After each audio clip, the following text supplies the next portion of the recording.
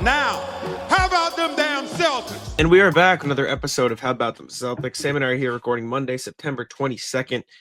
We've got a week left until the start of training camp, the start of the Celtics season. Media days there, then they head off to Memphis for their first preseason game on October 8th. And yeah, we're here. How you doing, Sam? Doing good. Music to my ears. We're almost there. We've almost made it through what's been a absolute kick in the balls of a summer. The team has gotten significantly worse. And it's going to be the weirdest start to a season that they've had in a long time, and the most for all of us to learn. Today's show's going to be a fun one, though, because we're not really talking about that. Today is standings prediction day, which maybe is a little bit early, but we've been sitting on this one for weeks. We almost did this 2 weeks ago, and we didn't do it. It's going to be fun. We're going to break down both conferences. You guys can feel free to send in any of your individual standings predictions to our email, hbtcpod@gmail.com. We will keep them, maybe review them at the end of the season. We always say we're going to do that, and then we kind of lose them. But, send it. You can subscribe to the channel because we are here every single day, too. Full pods drop Tuesday, Thursday, Sunday. Game recaps with the morning after each game, and other videos are here in between to keep you up to date with all things Celtics. But yes, standings prediction, rat list. We're getting out of here today. Should be a good show. But which conference do you think we're starting with? East, West? I feel like we should just start with the East so we can get to the Celtics, as that's probably what people care about the most. So let's go there. We can do Eastern Conference standings predictions. And I mean, we'll go one by one. So I'll keep track of where you have the team, where I have the team, and then we'll do like a little cumulative thing, even though there's only two of us, so it won't make for a great cumulative average. But who's your one seed in the East for next season, Sam? Sadly, I have the Knicks as the top seed. They've just really reinforced their depth over the summer. They've made a lot of great fringe, no money contract signings to help carry the burden that is the regular season, especially after years of Tibbs running his guys into the ground and all of us being able to sit here in September and be like, well, who knows if they'll even make it to the end of the regular season. This year, they're gearing up for greater things. They probably made it further in the playoffs than anyone expected them to last season, beating the Celtics. Like, that was the big thing going into it. We were all like, there's no way they get past the Celtics. Celtics are so much better than them. Didn't happen, unfortunately, for all of us here. But look, they have reason to go all in this year with the roster. They are slightly below the second apron, which they will not be able to go above, as you told me, because of the Mikal Bridges contract extension. But they have significant incentive to try and be the best they can be because they just have all of these guys on the roster. The contracts all fit in to the equation right now. And if they're going to get over the hump and get to the finals to win a title, this is going to have to be probably the season to really prove they can do it. Yeah, I also have the Knicks as the one seed. I think they just have the best roster in the Eastern Conference. They have a coach who's going to be willing to play some depth, which I think is going to help them. And yeah, I mean, Jalen Brunson, Karl-Anthony Towns, Hart, Bridges, and Anunoby, Robinson, like they've got a great roster, a good head coach. Mike Brown has won in the regular season before. He's brought teams to plenty of playoff appearances as good seeds, outperforming expectations. I just think they're the one seed. I've got the Cavs at 2. I think they're pretty similar to the team they were last year. Obviously, they lost a couple pieces. Ty Jerome, Max Strus is a little hurt, a little banged up. Garland's a little banged up, but you still got Mitchell. You still got Mobley. You still got Allen. You added Lonzo Ball. I just think they've got a good roster and will be just fine. See, the Cavs are even more so in that situation that the Knicks are in, where they are above the second apron. They have significant pressure to perform this year.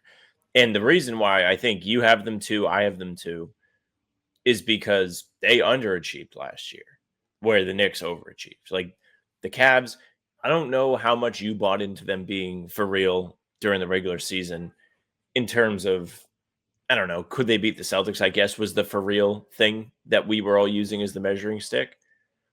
But I never really felt like they were that much of a threat. Like they always felt like a good regular season team that wouldn't really be able to do it in the playoffs. Turned out to be true. They got embarrassed by the Pacers in the second round. It was a laugher of a series. And now they go into this season with all of their chips on the table. Like, even if they do succeed this year, there's a possibility that one of like Jared Allen or maybe they give up on Darius Garland, or a fringe guy like DeAndre Hunter is traded away in a Porzingis Drew Holiday fashion where they have to just essentially give them up for absolutely nothing.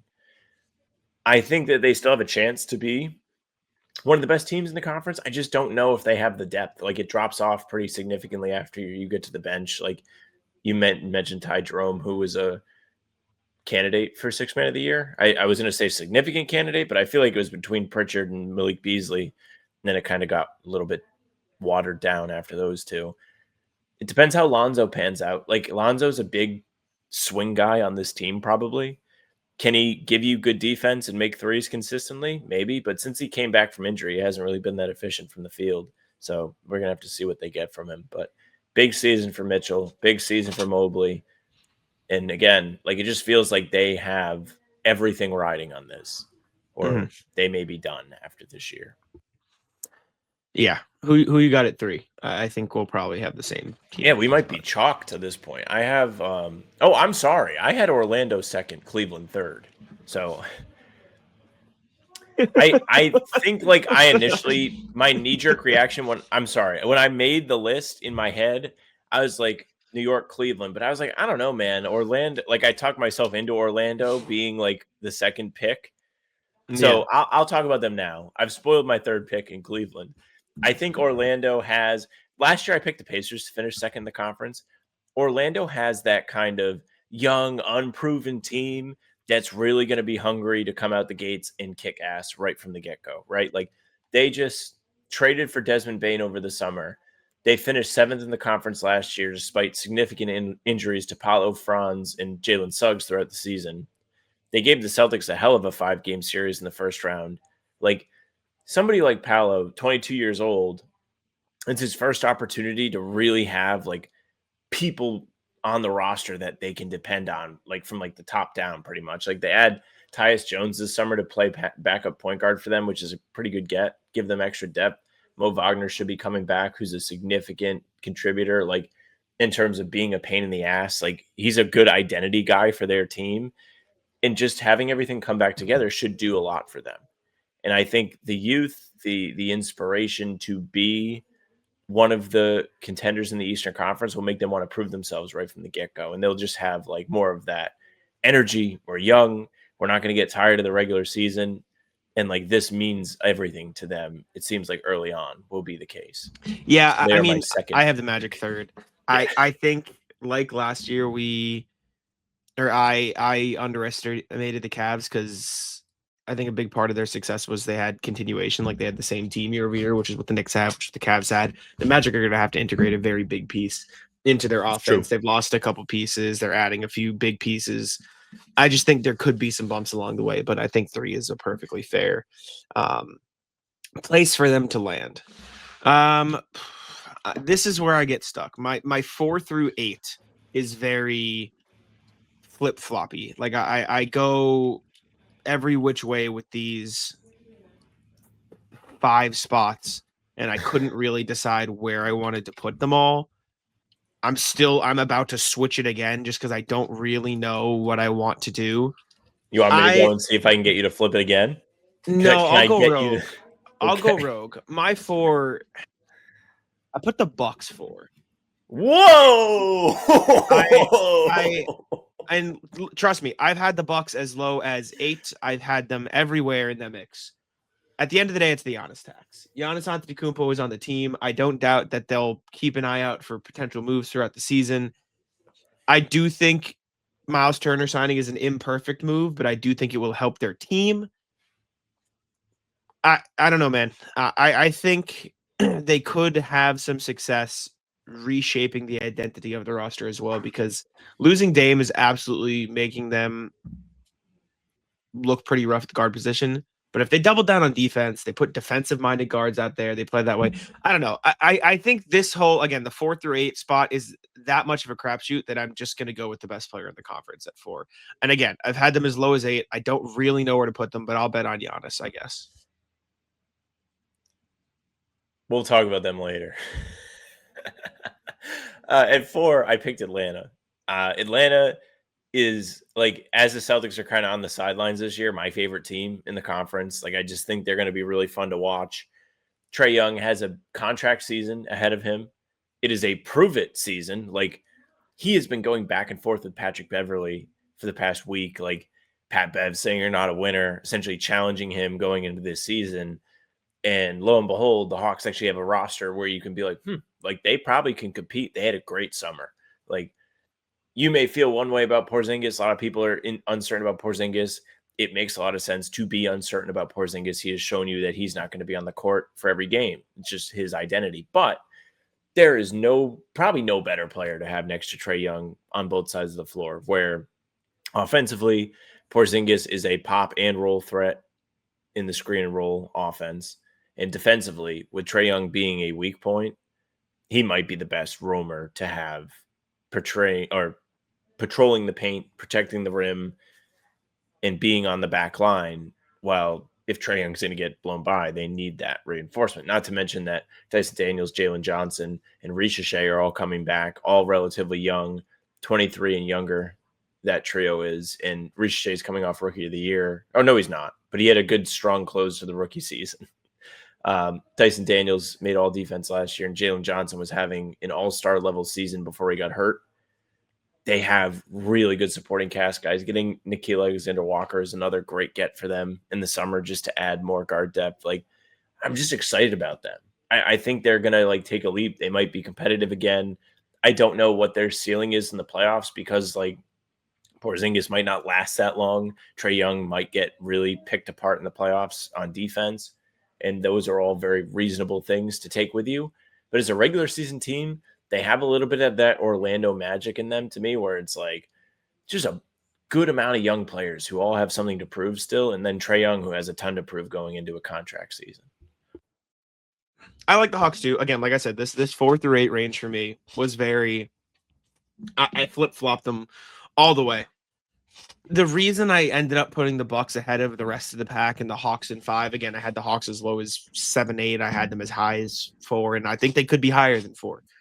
Is just there's so many question marks. Like, we're talking about a team making the leap to a top home court advantage team after being below 500 last year. Like, that is a massive jump, right? Like, even if they did add some great pieces, and I loved their offseason, don't get me wrong, they finished 40 and 42 last year. Like, they were not even close to being a home court advantage team. And you look at the roster, it's pretty fucking similar. Like, it's pretty similar. They added Nickeil Alexander-Walker, Kristaps Porzingis, and Luke Kennard. Like, again, I love their offseason. Lost Clint Capella, also, who did they draft this year? Ace and Newell. He's fine. He's fine. He's who fine knows player. if he's going to actually play. They have can Jalen Johnson stay healthy? Can Kristaps Porzingis stay healthy? Can Onyeka Okongwu stay healthy? Can Trae Young stay healthy? Like, there's so many question marks with this roster. And again, I like this roster a lot. I think they could very well finish even 3 or 4. There were so similar to the Magic, like there's so many new pieces to integrate. You have so many expectations. Jalen Johnson's coming back after an injury. I put some like figure it out tax on the Hawks. And I mean, they're 5. I put them 2 spots ahead of where they finished last year. Like, I like this Hawks team. I went with Giannis because he's Giannis. And I could be very wrong. Giannis could miss the fucking playoffs altogether, but I trust that he and the Bucks will figure something out and how to win, because that's just kind of what he's done for his whole fucking career. So before we do continue, I need to tell you guys about PrizePicks. PrizePicks is the best place to get real money sports action this football season, which is where we are right now. The Pats are going on, and if you are a fan of the Patriots or any football team, if you're listening to this from any other place in the U.S. or outside of it, make sure to check out PrizePicks. Just pick more or less on at least 2 player stats for your chance to win up to 2,000x your cash. PrizePicks is the best place to get real money sports action. Sam and I do the PrizePicks every single pregame show during Celtics season. We pick more or less on things like Jaylen Brown points, or the more on opponent players' assists. PrizePicks offers Venmo, Apple Pay, and MasterCard, and more for quick and easy deposits to your account this sports season, but it also puts its members first, so all withdrawals are fast, safe, and secure, and when your picks hit, you can get your money in as quick as 15 minutes. Make sure to check it out. Download the app today and use code CLNS to get $50 instantly after you play your first $5 lineup. That is code CLNS to get $50 instantly after you play your first $5 lineup. PrizePicks, run your game. Okay. What are we at? 5 seed? Or are we at 6? Yeah, you said Atlanta 5. Yeah, Atlanta is my 5 seed. So who is your 5 seed? Our Pistons. I think that they. I'm very torn on the Pistons because I am not sure how much we should put into internal development versus a lackluster offseason. The Pistons last year had a really fun mix of young guys and veterans. They lost 2 of their key veterans in Malik Beasley, who I guess technically could end up back there. He hasn't signed anywhere yet, but he was investigated for gambling, never really came back, was literally in negotiations with the Pistons for a new contract when the investigation was reported. So that kind of cost him some money. And Tim Hardaway Jr. joined the Nuggets. So now you really have to lean into the internal development being the thing that makes you better this year. Like, is Duncan Robinson a bad signing? Probably not. Is Karis LeVert a bad signing? No. But I think both those guys are downgrades of the 2 players I mentioned earlier. And I'm having a hard time dealing with that. But on the same thing, like Jaden Ivey's coming back. He broke his fibula and they were playing really well. He was playing really well before he got hurt. And they still finished the season strong despite that. So if he's able to really bounce back, look good, he could raise the ceiling. But, Cade really had a breakout year. If he's able to carry it over, I think they can be great. What does Asar Thompson have? Is he going to develop offensively? He is a defensive menace. Like, he has that same sort of defensive annoyance that his brother has down in Houston. I think he could be a good asset for them. And I'm just lukewarm on them. I want to be excited about them. I do. I think they're going to be fine in the Eastern Conference. I don't know if they're a home court team. That's why I have them at 5. But I think they have like the most to be excited about in terms of what they're bringing back of the non-top teams. That's fair. I mean, I'll spoil. I have Pistons 6, so I have like it in a very similar range. I think Cade Cunningham's great. I think Jaden Ivey will be a fine, solid fit coming back. I do worry about some bumps of him coming back, of them losing I mean, you can't really overstate how important Malik Beasley's 3-point shooting was to that team. Like, he was one of the best 3-point shooters in the NBA. It was him, Anthony Edwards, and Steph Curry. Those were the top 3 3-point shooters in the NBA last season. Like, that is incredible. That is extremely important. And you lose that, you bring in Duncan Robinson, who, again, I think could be a pretty good fit, actually. Karis LeVert, who's a good microwave scorer guy. You also lose Schroeder's defense, who I know he was only there at the latter half of the season, but he played a really good role for them. I just think, again, this is in the group of guys I had anywhere from 4 to 8. So I think the Pistons could get home court advantage this year, but I ended up going with them in 6th place. My 7. I did my 6. Whoa. Oh, wait. The Pistons. Oh, sorry. I thought somebody was saying. Yeah, go ahead. Do your 6. This one's going to sound really silly when I talk about Milwaukee later. I like the 76ers. I've been in on the 76ers since the summer started. I'm like, this is going to be a great bounce back for them. At the same time, I just had to Google, is Joel Embiid going to play this season? Like, we don't know yet. I don't know if he's supposed to be ready for training camp. I don't know. I've seen positive updates that he's like playing 5-on-5 and stuff, but we don't really know what he's going to be capable of. Like, is he going to be out there consistently? The reason why I like Philadelphia more than Milwaukee is because if you take Embiid off the team, they have more to offer than the Bucks do. Like, if you take Giannis off that team, they are hanging out with the Wizards. Like, they are that bad. My argument to that is you're comparing one guy who is currently off the team to a guy who is not. Correct. I'm since we started this segment, I've been in a little bit of a pretzel. My eyes have been darting around all my screens trying to come up with something. The Sixers without Embiid are better than the Bucks without Giannis, but the Bucks have Giannis and the Sixers don't have Embiid. Well, they might have Embiid. I don't know what's going on down there yet. I'm going down next weekend. I'm going to ask people. Going down. I understand. I don't. For what it's worth, I don't think it's crazy. I'm fighting for my pick. Like, I think if you take Embiid off, like I believe Maxey can do things for you. Like, I think Maxey's that good great. Where he's going to elevate that team. They've got McCain coming back, who was really good before he got hurt last year. There's a lot of this guy was hurt last year here, where my whole argument is if they're healthy, they're going to be really fun.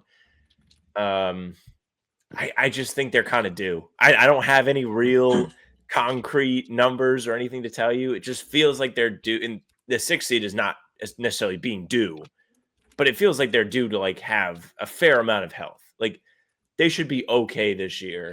I think of the mid teams, they have the highest ceiling because of they're going to be mid because of their health. Yeah. I don't hate it. I mean, listen, I think the Sixers could be good if Embiid is healthy. I don't trust him to be healthy. And at that point, if we really want to compare, numbers should tell you that you shouldn't trust him. If we really want to compare, though, if we take Giannis off the team, if we take Maxey off the team, if you take a player who is expected to be healthy and take them off. You're okay. All right, sure. I was going to say, how many guys you want to take off the team, Jack? But that's what I'm saying. If you're comparing health, the guys currently expected to play the season, it should be take the best player and the best player. That's Giannis and Maxey, because Paul George and Embiid are complete unknowns at this point. Embiid don't know if he's going to play. I don't think George is going to be ready to start the season. So if you want to take the healthy. At that point, I still might even take the Sixers because of McCain, but he's coming off an ACL. I don't know if I care if Paul George plays or not. I don't know if Paul George is a needle mover for me. I think he's just he's Tobias Harris. It's like if he's there, cool. If not, Kelly Oubre will do the job. I don't know, man. I don't trust the Sixers, and so I gave them the what have you done for me lately tax. Who do you have in 7? In 7. I have our boys 7 Celtics. I do too. I think they could go up a couple spots. They could go down a couple spots. We don't really have any evidence to what the team is going to look like or how they're going to perform this year without Jason Tatum. They haven't been without Jason Tatum in 8 years. The last time Jason Tatum wasn't on the team, Jaylen Brown was coming off the bench. So we don't really know. I mean, we can take like spot games where Tatum sat out or didn't play in the playoffs and Jaylen played well, but there's a lot of uncertainty around the center spot. Is Nemi going to be able to handle all the minutes they're going to throw at him?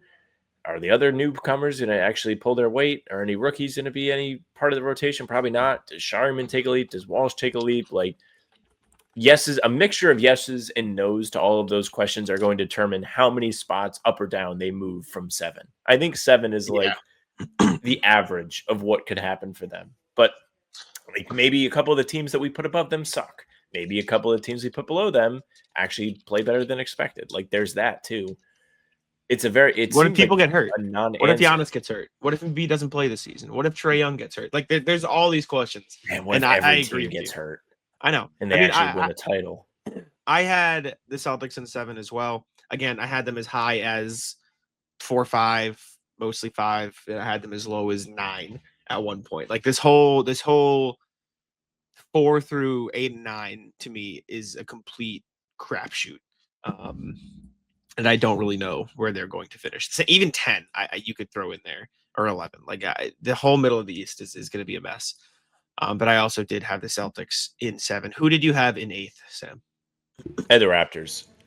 The Raptors are just another team. Like I don't have any good evidence for you. They just kind of seem to. They have a decent core of players where maybe I'm thinking of this range of teams. I'm thinking of like no clear-cut superstar, but a lot of solid guys who, if they buy in, can come together as a group and play well.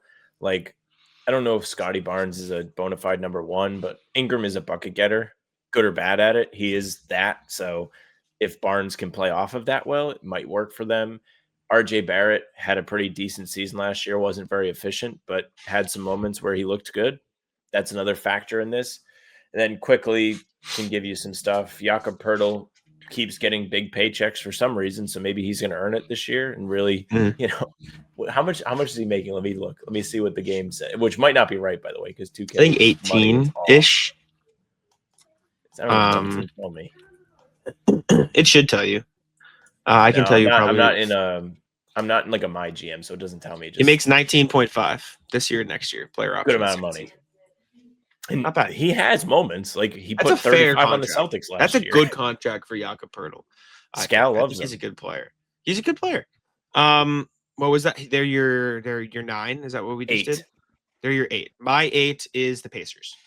I get the Pacers in 8th. I think if there's any team built to sustain success without their superstar, it's the Pacers. I mean, they played a 10-man rotation in like the fucking NBA Finals, right? These guys are running every player up and down the roster for the entire season. I think Benedict Matherin's going to get extra opportunities this year, and he can take leap. I think losing Turner sucks. I think Jay Huff can give you 80% of what Miles Turner gave you. Like, I think they'll be fine. Miles Turner is a fine player. I think you can get good production from Jay Huff, good production from Isaiah Jackson, from James Wiseman, from all these guys. Isaiah Jackson, James Wiseman, who didn't play last year, by the way, who just suffered Yeah, they Achilles both like injuries tore their Achilles in the week first 1. 2 weeks of the season. Yeah.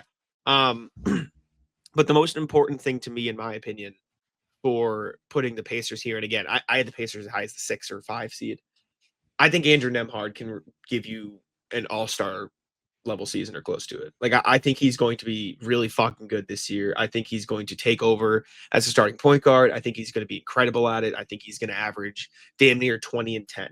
Like, and that's not anybody can do what Halliburton does. Absolutely not. That is I think Andrew Nemhard is really, really good. Showed it in the playoffs. It will have an increased role. And so I have them as my 8 seed. So I have a 9. I'll go. You have a 9. Okay, there we go. I think a lot of the points you made are very valid. Like, the reason why they got so far is because, I mean, Halliburton was unbelievable in the playoffs, but like the other guys all had moments. Like Nesmith makes 6 threes in the fourth quarter of game 1 at Madison Square Garden and goes ballistic. Like Andrew Nemhard, we all know how capable he is of being a playoff riser. I'm sure with the extra opportunity in the regular season, he'll be more than happy to oblige. And Siakam is like, just consistently underrated. He just plays in small markets, so everyone's just like, whatever. But he does a really good job. He was super impactful in the playoffs, made some massive shots. He can create shots out of the post. He does a good job of facilitating. They just have like a lot of solid guys. And also, I feel like Ben Mathurin is just like licking his chops right now. It's just like, yes, like more Ben Mathurin shots coming. He might average 10 free throws a game. He's not a bad like balling. break glass in case of emergency guy. And also Jay Huff, can't believe they got him for basically free.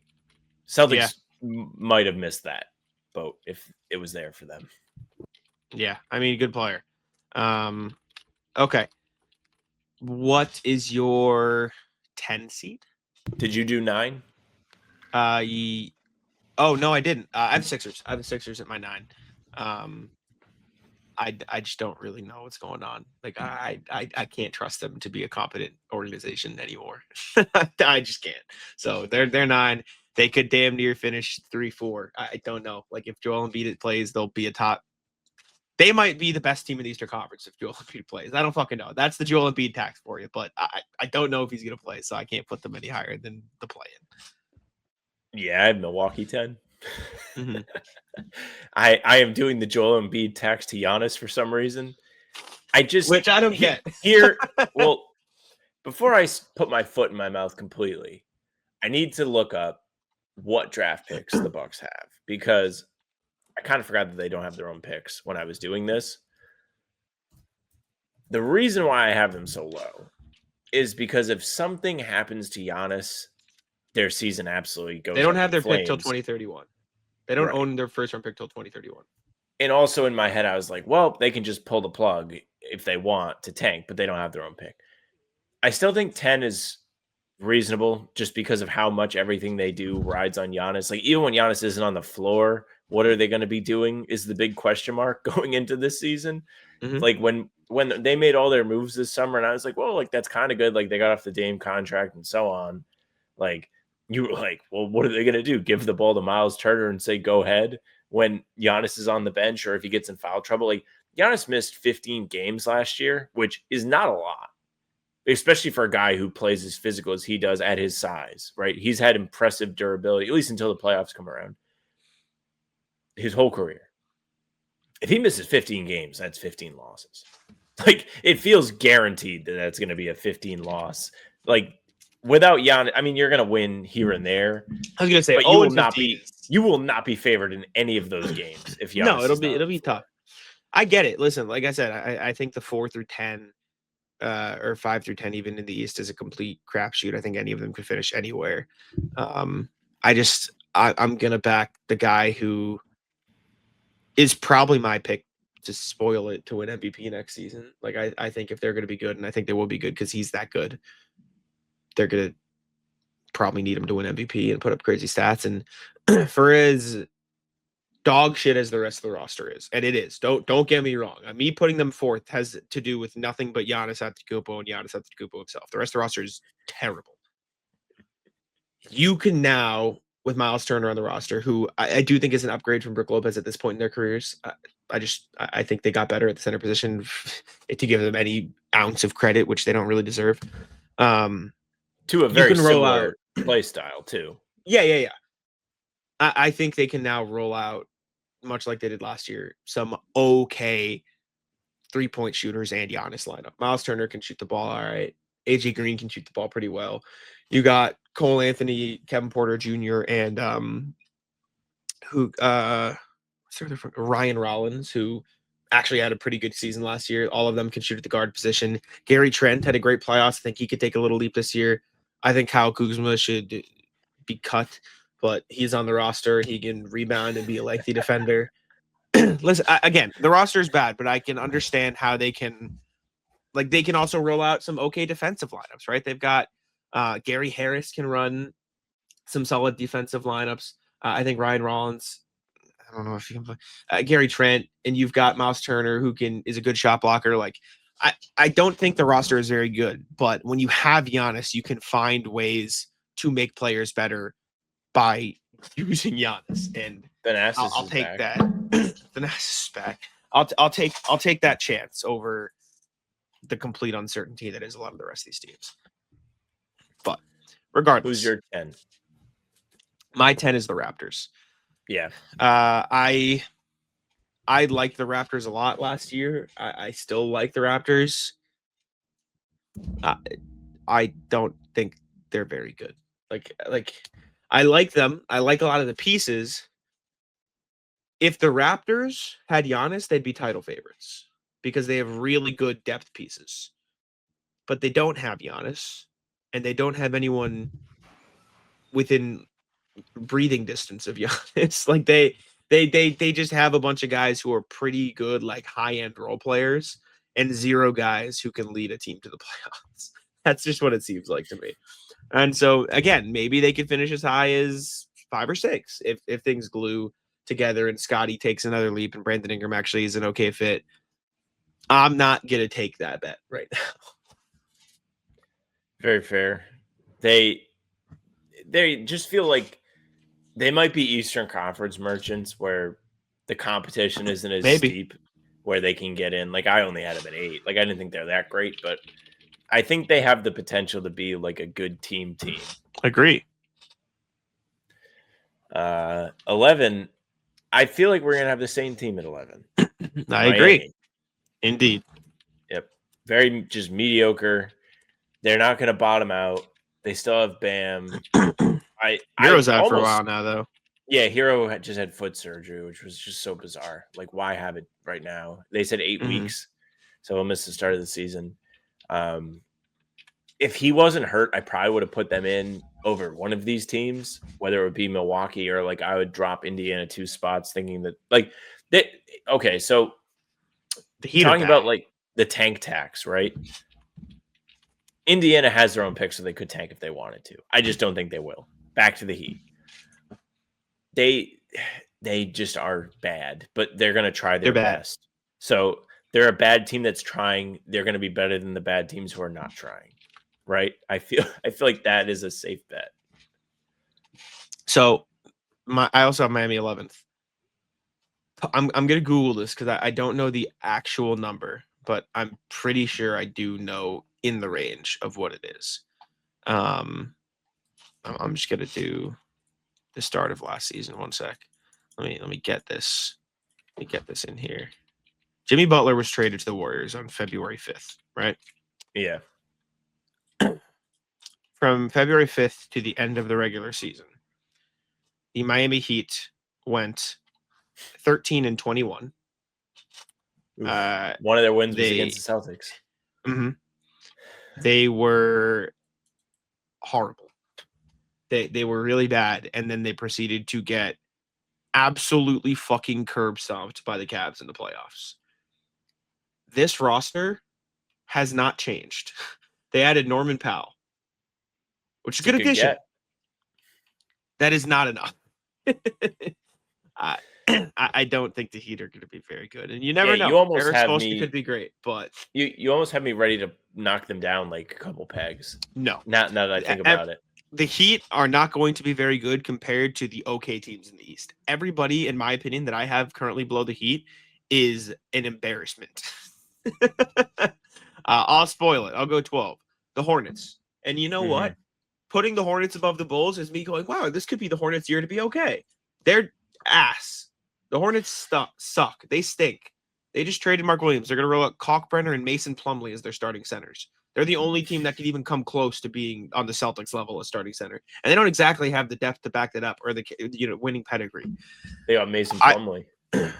I got the Hornets 12. I think they're ass. I don't know if LaMelo Ball is going to be on the court. I don't know if Brandon Miller is going to be on the court. I don't know if Grant Williams is going to be on the court. I don't know anything. I know nothing if this team is going to be healthy. And if they are healthy, are they going to be good? Probably not. So I've got them at 12. I also have them at 12. I really wanted to talk myself into too. Hornets being the Pistons this year. Like, not the Pistons from last year, but like the team I thought the Pistons were going to be going into last year, where it's like they're just due to get into the play-in eventually. Like, they've been terrible for a long time. And listen, I do wonder in the Eastern Conference, like, if there are going to be only like one or two like bottom teams. Like, this is something you've mentioned to me a couple times when we talk about should the Celtics tank, should they not tank? Like, even though these teams are bad, like Charlotte's bad, Miami's bad, Chicago's bad, they're not bad enough where they can't take wins off of teams that are mediocre, if that makes sense. Like, depending on like what the Celtics look like, they may lose to Charlotte a couple times. Let's even use like Toronto. Like, Charlotte can beat Toronto. Like, there are beatable teams on their schedule. The Southeast Division is one of the better ones. They have Orlando. Well, they have Orlando, and then they have it's bad. It's just Orlando. It's bad. Atlanta's fine. Yeah. But then it's Charlotte, it's Miami, and it's Washington. So I made a mistake. But like just to the point, like, there's some wins just hanging out there. Like, maybe they are able to sneak into the play-in depending on what happens to some of these teams that may have tank incentives, may have injuries, but they don't really have, like, LaMelo is an injury guy. And he also definitely doesn't want to be there. Like, his personality is not a small market personality. Charlotte is maybe the worst market in the NBA in terms of just the team has always been ass. There's no history. Nobody pays attention to them. Their uniforms suck. He has no real help. Like, the list goes on and on. Like, he has no incentive to really go out there and try. The Hornets are bad. The Hornets are bad. They're ass. Yeah. But do you know who they're better than? The Bulls. The Chicago Bulls. Who have it 13. I mean, I think we have the same final three, I assume. Yeah, I got Chicago, Brooklyn, Washington in that order. Oh, you have Brooklyn above Washington? Washington's bad. Let me take another look. Washington's not that. They're not Brooklyn, bro. Let's see. So the NBA, for context. Okay. Come on, man. They're both bad. At least Washington has real NBA players. Like, I mean, yeah, you know what? You know what? I made a mistake. I think you do what you want. Don't let me sway you. No, I legitimately think I'm gonna switch my pick because the Wizards have bad players that are young. The Nets have bad players. And the Wizards also have like a couple real players. Chris Middleton was really good to end last season. CJ McCollum is a fine player. Yeah, no. I fucked this one up. What was I gonna say? It's Michael Porter Jr. and the boys in Brooklyn. Dude, I think you're absolutely right. NBA tweeted out 30 days, 30 teams. They're gonna do like a little feature thing on all 30 teams. And it was fucking Nick Claxton, bro. Nick Claxton. Oh, that's brutal. But yeah, just like Celtics, like, I'm trying to perspective that, like, the Celtics language translated, I guess. Yeah, that would be like if they ended up having like Rob Williams on the graphic, right? Not good. Yeah, not great. So are you switching or are you keeping? Yeah, I'm gonna run with it. I'm gonna go Chicago, Washington, Brooklyn. That is a mistake by me. I mean, I overlooked like the direction that Washington probably wants to head in versus the Nets are obviously just, let's see what happens. Nets have no hope. I'm sorry. I like the Nets. I like Jordy Fernandez a lot. I actually thought he was good last year. Like, he was so good that they had to trade his roster away. Exactly. They had to get rid of guys. They got Cam Thomas. I don't know. So on average, our standings roughly. We have Knicks at 1. We both said they were 1. Cavs Magic. We had them flip-flopped. I had Cavs Magic. You had Magic Cavs. On average, Hawks is our 4 because you had them 4, I had them 5. Pistons are our 5 because you had them 5, I had them 6.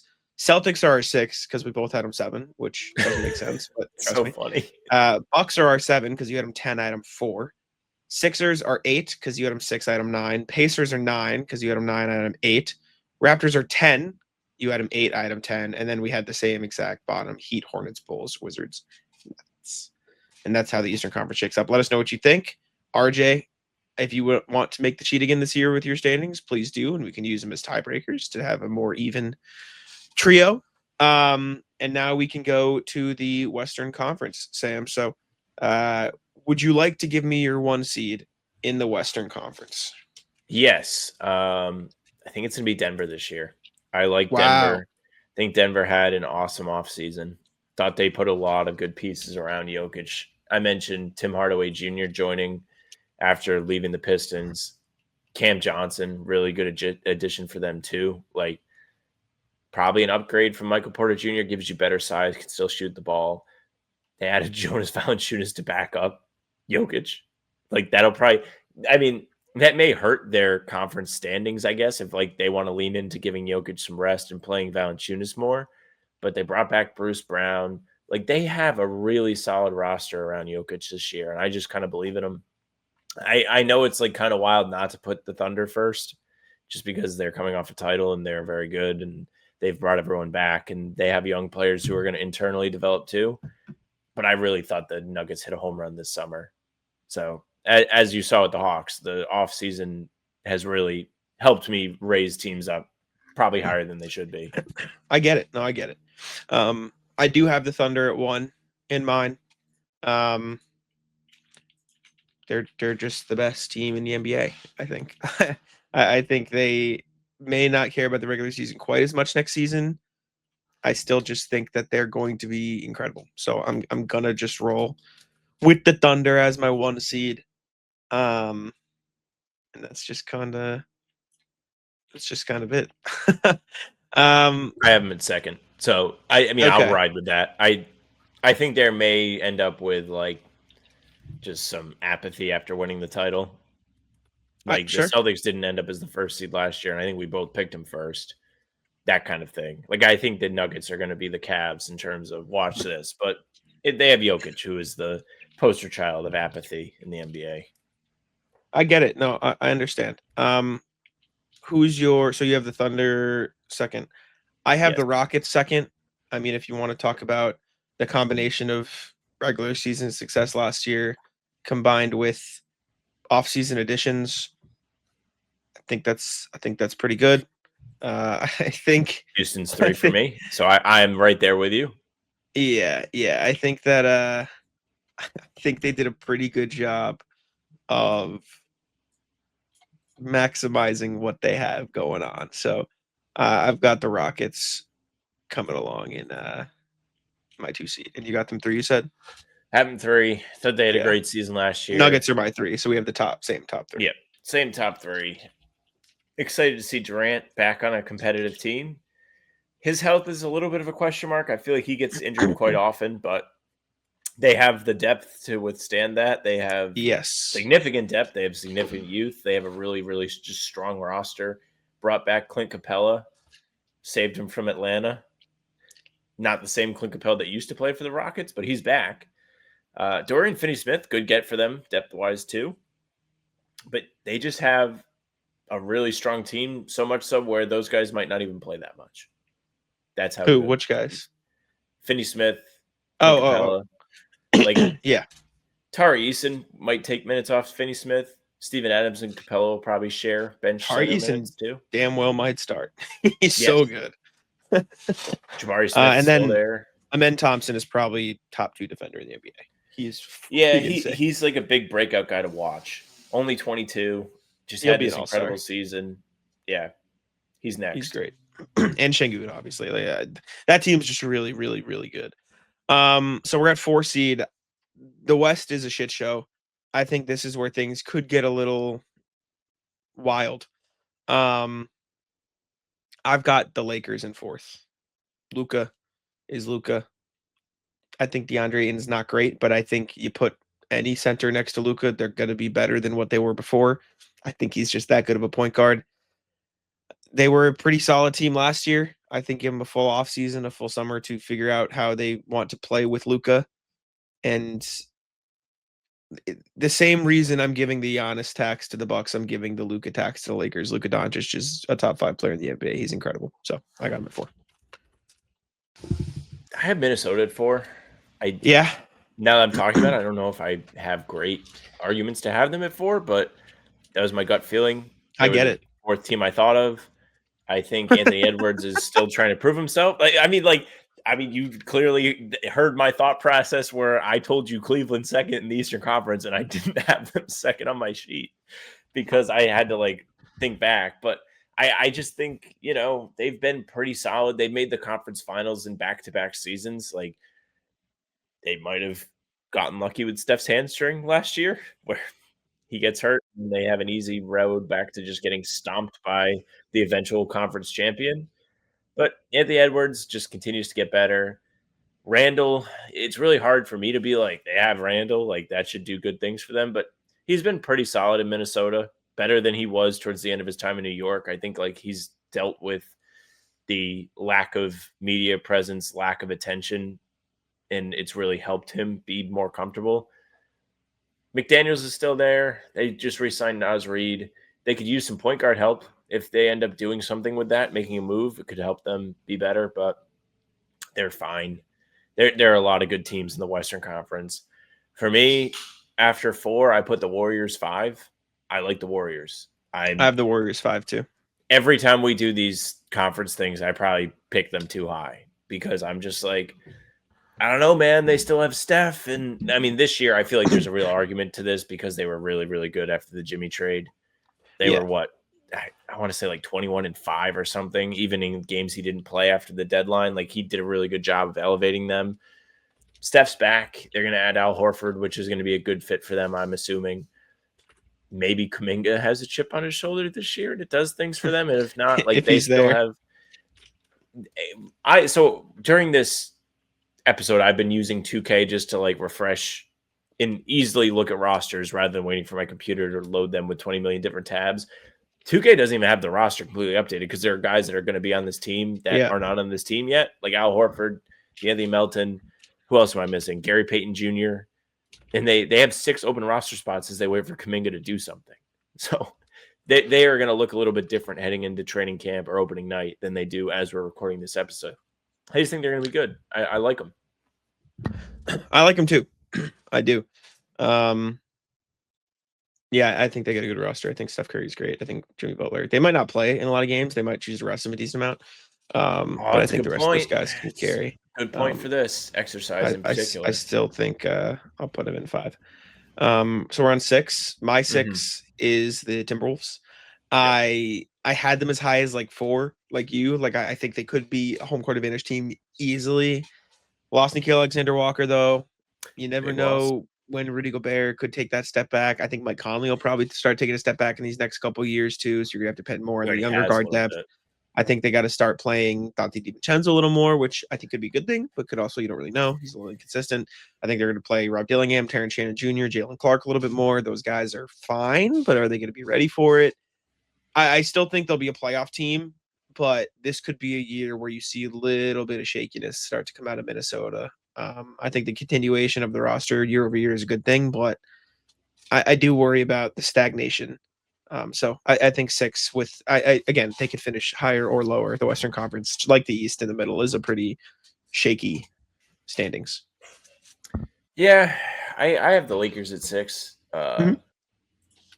I really wanted to put the Clippers at 6. I didn't do it. The Luka tax is real, but at the same time, fuck them. Luka tax. I don't think this roster is good. I just won't. I won't budge on that. The Lakers are getting a lot of bonus points going into the season from being the Lakers. Luka's skinny all of a sudden, which happens every summer. LeBron's coming back and they love LeBron. They'll tell Reeves is probably better than he is. They tried to hype up Ayton when the signing happened. I love Marcus. Won't say anything bad about him. But just like a lot of average guys on this team. And, I guess Luka could elevate them. We'll see. That's kind of his thing. That's the thing. That's a little bit his thing, yeah. I also fear, well, not fear, I actually eagerly anticipate friction between him and LeBron.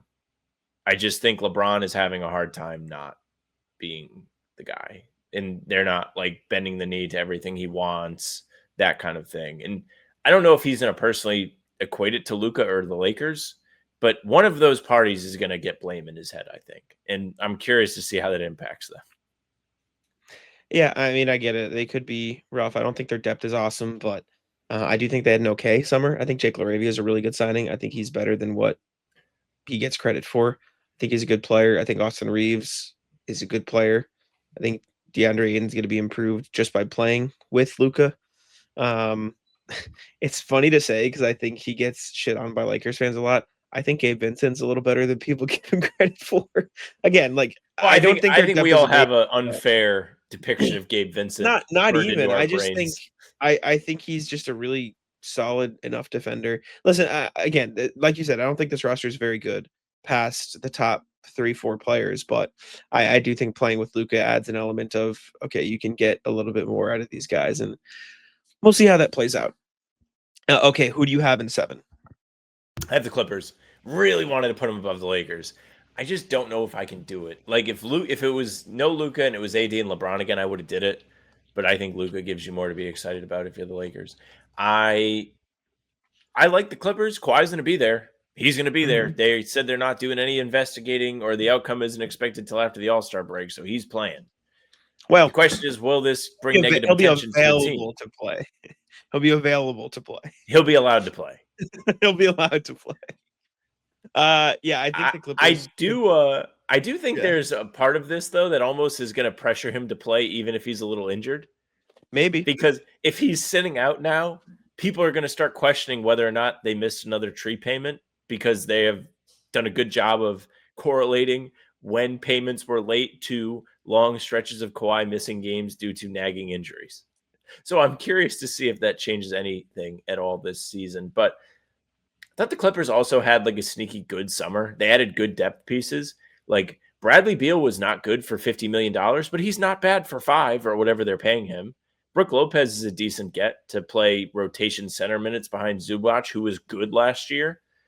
Chris Paul will probably take a little bit of attention away from everything, but they still have really good players on this roster. Chris Paul, even though he's not Chris Paul anymore, he's still smart. Like he's still going to do things that'll probably help them win more games than they would.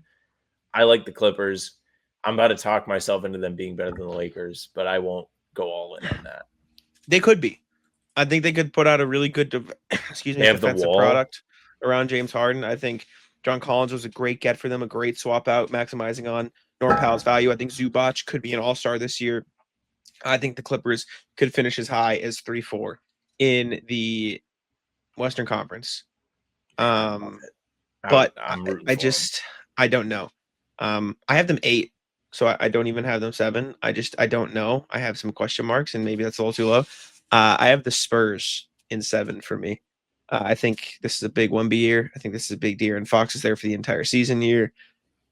Now that I'm saying it out loud, I think I am going to switch it with Clippers 8 or 7 and Spurs 8, just because I think it's more proven, and you don't really know the injury and issues with the Spurs. But I think that 7-8 for me is pretty flip-floppable. But I'm going to switch and put the Clippers 7, and I'll have the Spurs 8. Well, I have the Spurs 8. So we're thinking along the same lines. This is a big year for Wemby, year 3. He's got good players around him finally, so there's actually expectations at San Antonio. The bad thing for them is they're in the West.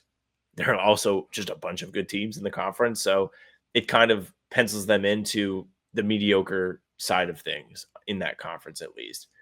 They'll beat the Eastern Conference teams they play. Like, they will beat up on mediocre Eastern Conference teams. The problem is they only get to play each one twice instead of having to play the West teams 3-4 times.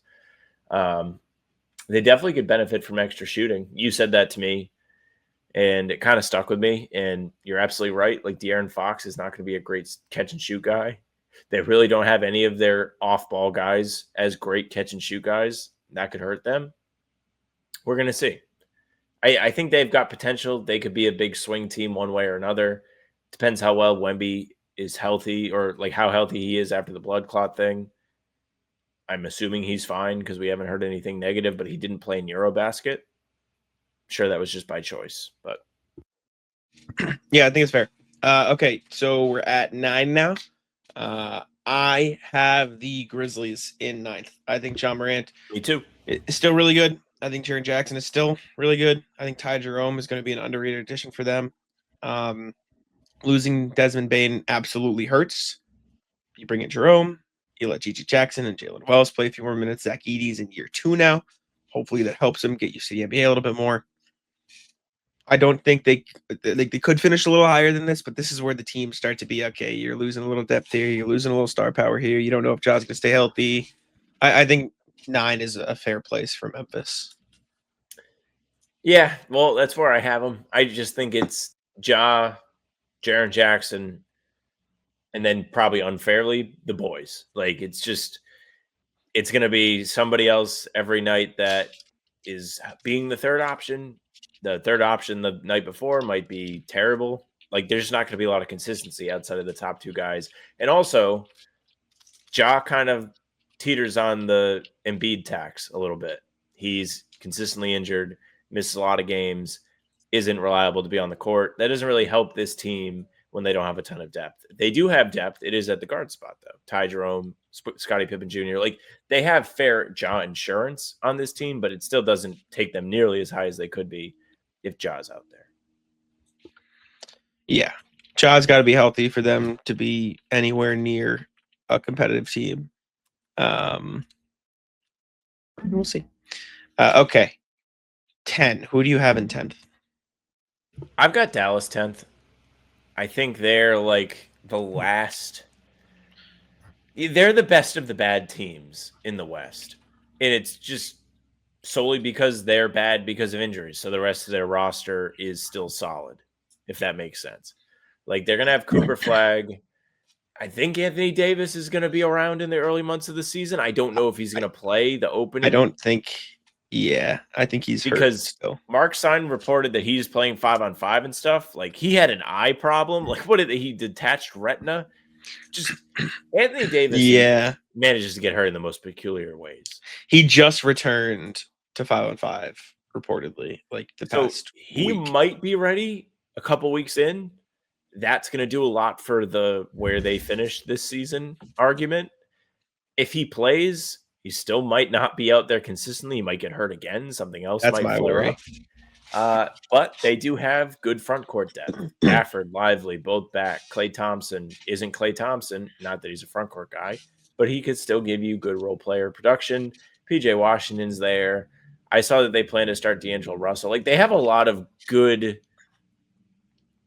like above average players that can be good role players. You know what I'm saying? So if Anthony Davis is out there, the production you're going to get from a Klay Thompson, a PJ Washington, a D'Angelo Russell is going to probably get elevated a little bit rather than those guys being asked to do real things.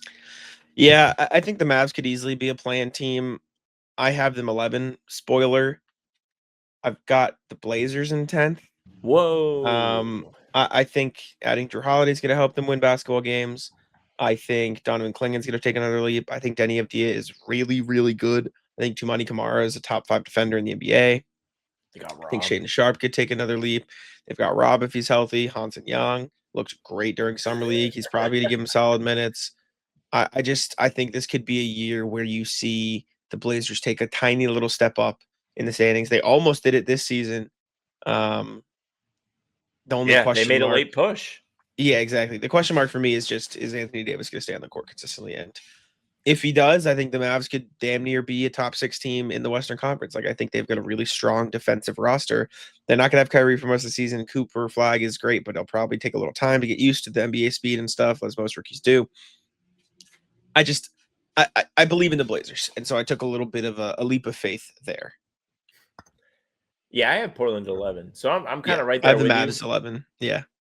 I'm buying into the close to the season, and that the fact that they leaned into that when they made their moves this summer, like getting Drew Holiday and adding him to a team that was really good defensively to finish the year. I think that's good. I think buying into the identity is good. The question is, do you get leaps from a Kamara, Avdia? Does Scoot Henderson, does he do anything this year? Is he going to arrive? This is a former, what was he, the third pick in that draft, but people thought he should be second. Is he going to be ready yet? Maybe. I think point guards typically take a couple years. Like even like most recently, Cade Cunningham was drafted first, and then the Pistons were bad, and they were bad again. And then you saw a little bit of stuff, even when they had their worst season, where it was like, oh wow, Cade's doing everything he can to win these games. It's just not happening for them. We haven't quite seen that from Scoot Henderson yet, but I'm curious to see if he has it in him. Having Drew Holiday there will help them for sure. Jeremy Grant is almost like a net negative. I remember, what was it, last week we had the Reddit post that was talking about Anthony Simon's production, particularly correlated with Jeremy Grant's presence. Like when Jeremy Grant was out there, Simons played significantly worse. And when he got hurt and was missing games, Simon was far more efficient. So the takeaway was Grant was really not great for the offensive spacing and things like that. Curious to see how many minutes he gets. But they have a lot of, they are very similar to the Raptors, where they have a lot of solid players. And if they buy into the identity, then they can really be at least competitive. Yeah. I think I've got the Mavs 11. I believe in the Blazers. I very well think the Mavs could finish higher. It's just I don't know if they're going to be healthy, and that's a big if when you're competing in the Western Conference. Who do you have in 12th, Sam? I have Sacramento. I think they're just the definition of mediocre. I don't have a lot to say on them. They are the Chicago Bulls with Sabonis. That's what they have. They are unexciting. They are the Kings. This is a Kings team. This is a team in Kings history. I have the Kings 12th. Or excuse me, 13th. I have them one spot below. I think you put it best. They're the Kings. They're just kind of mid. That's it. Kind of suck. Like they they put have together a really whack Sabonis, roster. Levine, DeRozan. I think Sure. they're going to be even worse than last year, because at least last year they had De'Aaron Fox for half the season. No, they don't. Yep. Um, Just a lot of mediocrity. I have the Suns 12. I think the Suns are going to be better than people give them credit for.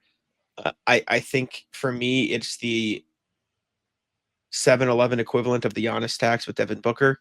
I think you have Devin Booker on the roster, they're probably going to be better than most people expect, just because the rest of the roster doesn't look pretty. At least you have Devin Booker, who will probably average 30 next season.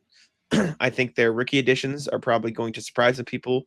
I think Kaman Malawach is going to be good right away. I think or not right away, but I think he'll be a positive addition. I do think Kobe Brea and Rasheer Fleming will be pretty good right away. I think Mark Williams is going to give them good minutes. Their center rotation looks a lot better than it did last year. I think Grayson Allen is a fine three-point shooter. He'll give them solid minutes. I think they've got okay depth. I just think they're going to be better than the worst, which doesn't say much, but I think a lot of people will have them as the worst. Yeah, I have Phoenix behind them. So we're pretty much like in lockstep with this. I think Phoenix is bad, but they have Devin Booker. I just don't really know. That's exactly it. They're bad, but they have Devin going to do for them. The question is, do they have their own pick? I don't think they do. I feel like they don't. I feel like they shouldn't. I don't think so. Let's see. I think the Magic have it. No way. Really? Well, I think the Magic got something in the the Grizzlies, I mean, because I think the Desmond Bane trade had something. I'm double checking. Let's see. So no, the Magic have it. The Magic have the option to swap 26 first round picks with the Suns. Yeah. Or no, it got traded to the Grizzlies. Washington. Yes, it did get traded to the Grizzlies. It's a 3-team swap. It's a 3-team swap, as in the Suns or the Magic get, now the Grizzlies, I should say, get the more favorable. I don't know. There's a lot of protections. No, the Suns don't have their first round pick. The Suns do not. Okay. It so they don't have the tank tax on their standings placement. Exactly. The Wizards have it, actually, from the Bradley Beal trade. The Grizzlies get the more favorable of either the Magic pick or whatever is the less favorable of the Suns and Wizards. So the Wizards get the best option of the bunch, the Grizzlies get the second best option of the bunch, and the Suns get the worst option of the bunch, I believe. Or maybe they get the second. I don't know. The point is the Wizards get the best of that three-teamer of the Magic, the Wizards, and the Suns. The Grizzlies get one and the Suns get the other, but the Wizards get the best, and the Suns do not own the pick, so they don't have to tank this year. So they'll probably try to win some games. Okay. Who do you have 14-15? I assume you have Pelicans, Jazz, just like me. Yep, that order. Yep, indeed. That makes I don't have sense. much to say about them. They're both boring. They're both in small markets. The Jazz have better uniforms this year. Laurie's kind of good, but he might get traded. Zion, not on that contract. I don't want that shit. I don't want him here. But I think the Pistons fans are like, what if we got Lauri Markkanen? I forget. I'm almost positive it's them. The only Lauri Markkanen trade I like is the Sixers give Paul George and a first to the Jazz for Lauri Markkanen. That makes sense to me. Yeah. Let's see. DeJounte is coming off an Achilles tear, so he's not going to be ready. I mean, I do think the Pelicans have a little room. Like, I do think they could be a scrappy, maybe fight for the play-in team if Zion is on the court. But that is, that's the biggest if in the NBA. But Jordan Poole's a fine player. I think he had an underrated season last year. You got Herb Jones. You've got Trey Murphy. I could talk. H is silent. I could talk myself into this Pelicans roster if I tried hard enough, which is more than I can say for than the Jazz. I just don't know if they're going to be healthy. Yeah, if they were in the East, you'd probably put them like what? Play-in? I think so. Yeah, I think so. There's not. So I don't know. You know what? The more I'm talking myself into them, the more I'm talking. I think they're better than the Kings, but I'm going to stick. The Kings might be 14. Yeah, the Kings might be ass. But I'll give them they have an all-star tax. And we'll move on. Okay. Let us know your thoughts. Offset by the Embiid tax? What do you mean? / porn star addiction, Mountain Dew addiction with Zion. Poor guy. Poor guy. Okay. All right, we'll stop. Western Western Conference. Thunder, we had as our 1 seed because you had them 2 item 1, 1.5 average. Nuggets at 2 with an average of 2.0. Rockets at 3, 2.5 average. You had Nuggets 1 item 3. You had Rockets 3 item 2. Lakers and Timberwolves come out at 4-5. You had Lakers 6 item 4. You had Timberwolves 4 item 6. Warriors come out tied with them, with the Lakers and the Timberwolves because we both had them 5. So that 3-man weave could be anything. And we both had Clippers 7. We both had Spurs 8. We both had Grizzlies 9. Mavs Blazers we had swapped. You had Mavs 10. I had Blazers 10. And then Kings Suns we had swapped at 12 and 13. You had Kings 12. And then Pelicans, Jazz. So Thunder, Nuggets, Rockets, Lakers, Timberwolves, Warriors, Clippers, Spurs, Grizzlies, Mavs, Blazers, Kings, Suns, Pelicans, Jazz. And that's what we got, which would should be it. That'll be it. Okay. RJ, let us know if you do want to put this in a spreadsheet. You do not have to at all, but if you do, we'll happily keep it somewhere, or I'll try to. And we can go to the rat list before we wrap up the show, Sam. So what do you got? Man, we have no emails today, by the way. We didn't. We timed that up perfectly. Yeah, just for context for you. I didn't want you to think I was skipping emails. Yeah. Rat list. I'll tell you this. Rat list is apple picking. Rat list apple picking because you can assume why I went apple picking yesterday. But the funny thing about apple picking is how much they make you pay for the bag of apples that you're going to get. Mm-hmm. Like, we went out with a group and we bought, I don't really know what the measurement was, but this was like probably the size of a shopping bag, maybe a little less. Mm-hmm. Probably a little less, $50. You know how much apples cost at the supermarket? Nothing. They cost nothing. Yeah, you're paying for the activity. By the way, an activity that I'm not sure anybody really wants to do, it's like bowling. It's like something that the group can agree upon. This isn't like an I didn't want to be there thing. It's like I think you do it because like you're kind of supposed to do it this time of year. Like I don't think it's you're not going by yourself.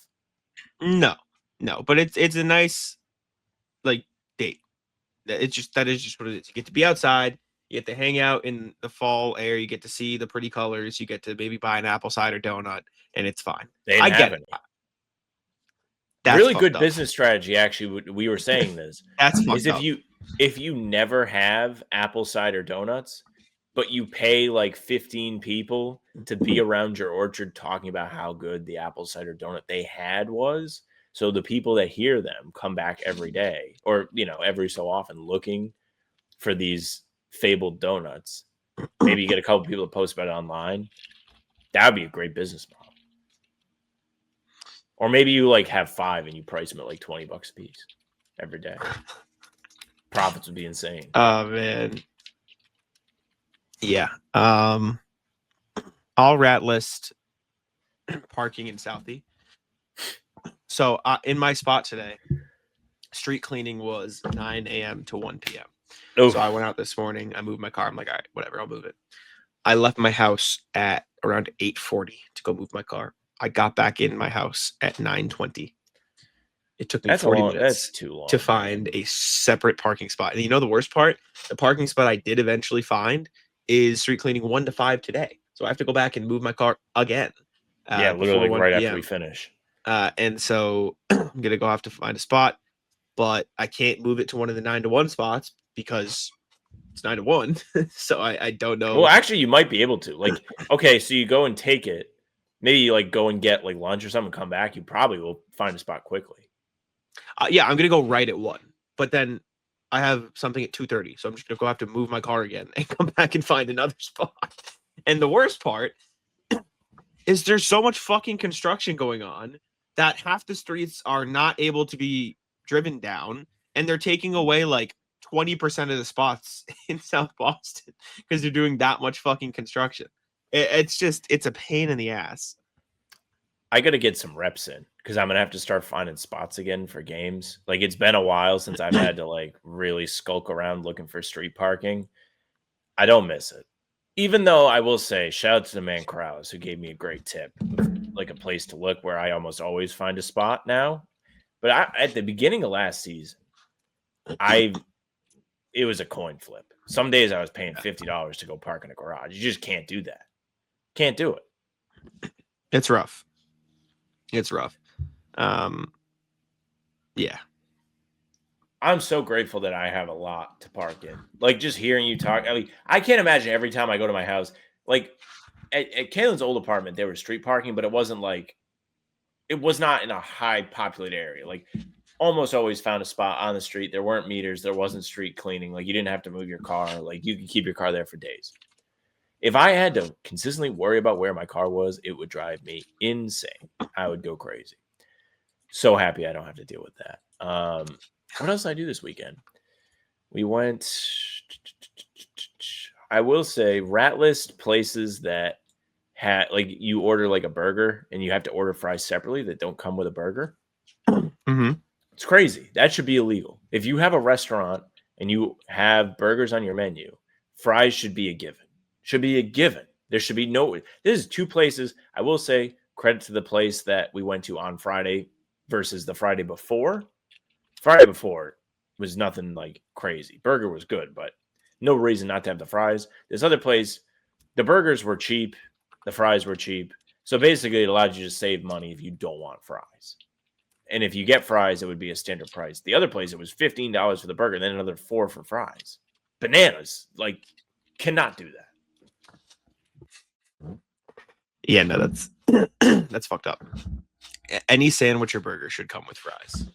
It just should. It's just Somebody was making the argument at least like potato chips. If you give me potato chips in my thing, I'm disappointed. Now there are some exceptions. Like there's a $10 lunch box at this place near us. Yeah, that comes with a cookie and a drink for $10. That's a fine deal. I have chips at home. I get it. $10 is a fine price. But at a restaurant, especially sandwiches nowadays, at restaurants are like fucking $18 or something stupid. It's got to come with fries for that price. I will rat list. I need to clarify that this does not mean I will ever play online again, but I am once again addicted to college football. I will never. Whoa! I will never play an online game. I think you should not put a cap on that, but you should say you would not play an online league with me. Like if like your friends did one, you would do it. Maybe, but we would not because it never progresses. I'm having fun playing Dynasty though. I'm rebuilding FIU at the moment. FIU, probably year one. No, I'm in year 2 because I rage quit and simmed the first year, and then I went from a 1-star to a 0-star. So I'm starting over. But now I'm a 1-star again. I'm in year 3. You lost all your players to transfer portal because they all transferred this year. Yeah. But I'm in year 3 now. I got a couple 80s, a bunch of high 70s, 1-star again. I did lose an overtime game to Louisiana Tech to start the season, which pissed me off. But then I beat 14 Baylor, so we're getting the ball. You're feeling leveled out. I'm okay. I had the 5th best recruiting class in my league. We did our offseason yesterday. Henry made his way into it. Good for him. Happy to see Henry back with the fellas. Ratlist Real Arkansas, the football team. They were up 18 points over Memphis on Saturday. Just catastrophic collapse. Didn't cover. Lost outright. Bad beat to start the day. And also, I'd like to Ratlist the SEC. The SEC put out a statement on Saturday evening or Saturday night after the Oklahoma-Auburn game, which was a great game. It was a push for those of us that had +7 because Oklahoma sacked Auburn in the end zone to get a safety in the final minute of the game, on the final play of the game. That was not a QB kneel. It was a safety to ruin the cover. But the reason I'd like to rattle the SEC is because they put a statement out after the game saying that one of the scoring plays that Oklahoma had where they faked having a person sub off and then threw a touchdown pass to them should have not been allowed. It is the same as the last 2-minute report. I can't show that to the sports book and get my bet back. It doesn't do anything for me. You want to talk about bad beats? You see the Eagles game? I did not see the Eagles game, but ESPN was so gracious to send me a push notification about a league that I do not follow. The Eagles game, my buddy had the spread at -3.5. The Eagles. The Rams were down by 1 with a game-winning field goal attempt with 2 seconds left. Spread was dead. It was over. Like that's it. Yep. The Eagles blocked the kick, and then I think it was Jordan Davis, a 350-pound lineman, returned it 50 or 60 yards for a touchdown that he could have just fell down and not won the game. But he returned it anyways, covered the spread, and it was nuts. Jordan Davis was a fucking monster at Georgia, man. He was a dog, literally. Final rat list: Florida didn't bet him this week. Knew they'd lose. Knew they wouldn't cover. My poor friend that is a great bettor put 3 units on DJ Lagwin. It just didn't go well for him. Very bad. Florida butt ass team of the year. Florida Gators. Them and the Badgers. Terrible teams. Yeah, that's all I got. You got anything else? That's it for me. Go move Alrighty, that. Well, appreciate y'all for tuning in. Make sure to leave a like, subscribe, and I'll take it out. Hey, thank you very much for listening and watching. Make sure you leave a like, comment, subscribe. We are here every single day with new stuff. Full pods drop Tuesday, Thursday, Sunday. Game recaps are the morning after each game, and other videos are here in between to keep you up to date with all things Celtics. You can find the 2 of us on Spotify and Apple as well. All pods and recaps are up there for you. So if you just want those, go ahead and follow. They'll go right to your feed. Leave a 5-star review. We'd appreciate that very, very much. You can email us, hbtcpod@gmail.com. We read them every single pod. Shout out to the 0 of you that sent them in today. You actually lined it up perfectly with the standings prediction show. So get them in for Wednesday. What'd you think of the standings? hbtcpod@gmail.com. Our socials are at How About Them C's for Twitter, Instagram, TikTok, Facebook's name of the podcast. All streams are there. They're on YouTube. They're on Twitter. Jack's Twitter, Jack's NBA. Mine's at Sam LaFrance NBA. That's it for us. Taco, come on. Taco's having some fun here. That is bogus. These guys are ridiculous.